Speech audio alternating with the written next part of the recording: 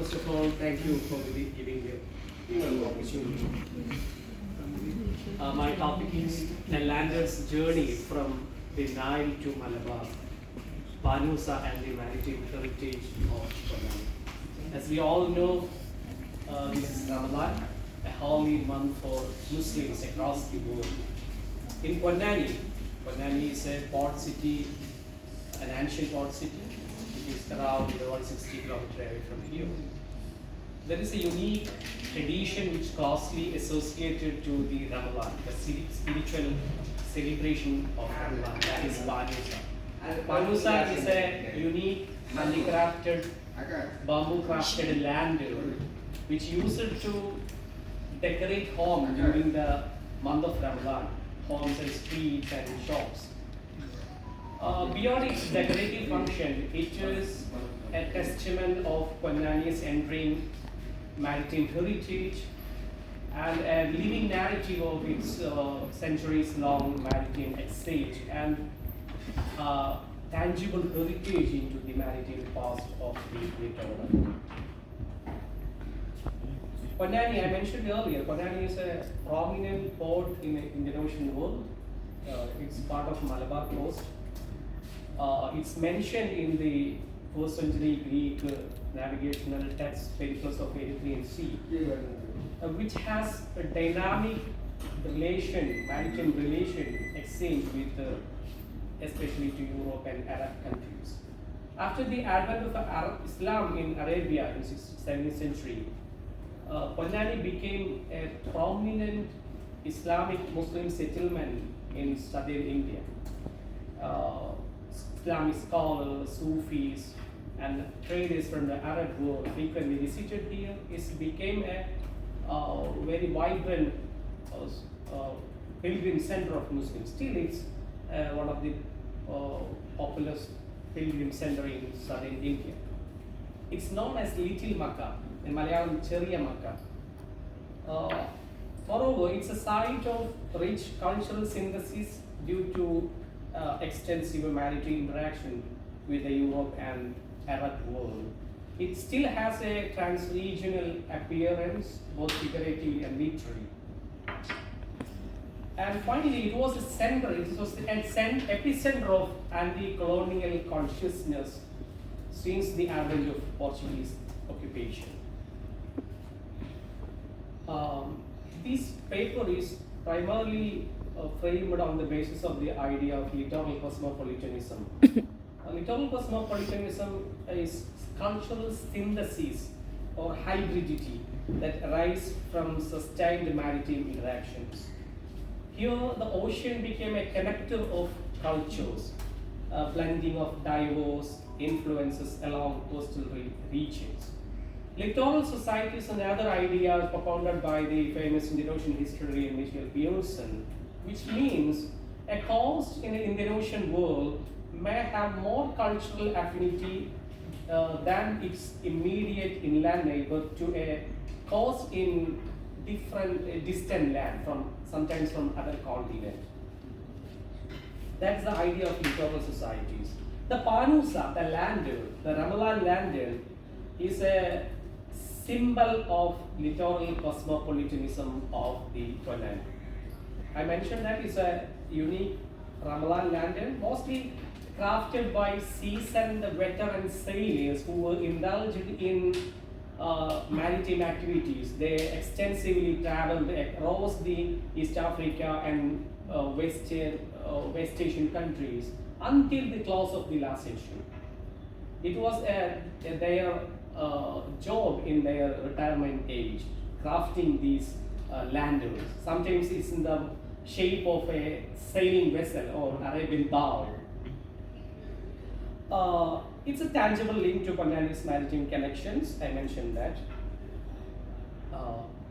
I mentioned the idea of littoral societies, the cultural affinities between the different coasts in Indian Ocean world. The same Pānūsa culture can be seen in Egypt also, where it's known as Pānūs. Slight pronunciation difference. The Egyptian folk also used this landing to decorate their homes, streets, shops during the month of Ramadan. And this tradition exists in many West Asian countries like Saudi Arabia. But the interesting thing is that the Egyptian expatriates often serves as the primary drivers of these culture and its perpetuation. And these lanterns are a physical representation of cultural diffusion and hybridity that fostered by maritime interaction. And interesting thing is why the connection between Ponnani and Egypt and the Arabian Sea and the Nile. The thing is that what I mentioned that Ponnani was the base of anti-colonial consciousness since the advent of European colonialism. It was the naval base of Mappila warriors who fought valiantly against the Portuguese occupation. It was the second capital of the Zamorin who ruled the Calicut during that time in 16th century or 15th century. And Ponnani became a diplomatic center, a center of negotiation against the colonial occupation. It became an origin point of Indo-Arab naval alliance that formed against the Portuguese.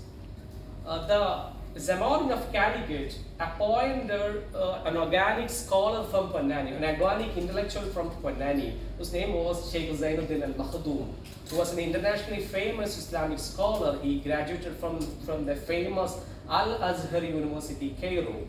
And the Zamorin appointed the Sheikh Zainuddin al-Makhdoom as an envoy to the Mamluk of Egypt, who ruled the Egypt then. And as a result of that negotiation, an Indo-Arab alliance formed against the Portuguese.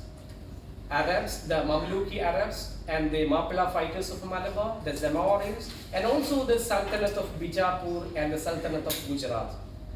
A powerful alliance formed against the Portuguese, and they fought against the Portuguese in 1508 in the Battle of Chaul, and they defeated the Portuguese. This military alliance, this diplomatic alliance between the Malabar coast and the Egypt significantly strengthened, solidified the connection between the two coasts. That's maybe one of the historical reasons because that led to the cultural affinity. Here it is that Misri Mosque in Ponnani. It's built by the Egyptian naval soldiers who came here as a part of the naval alliance to fight against the Portuguese in 15th century. This mosque known as Misri Mosque. Misr means in Arabic, Misr means Egypt. Misri means Egyptian. Still this mosque known in the name of Egyptian soldiers. It is a representation of intercontinental cultural exchange between the two littorals. The historical analysis of maritime interaction is the key method of my research, and the participant observation among the sailors they living in the Ponnani coast, and interview with them supplemented. Here the picture of Abdurrahman, who was a seasoned sailor who extensively traveled in wind-powered dhows to the West Asian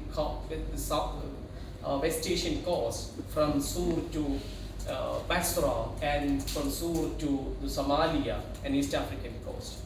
In his retirement age, he made crafting these miniatures. Actually, it's an exact miniature of an Arabian town, and every single point it's an exact miniature.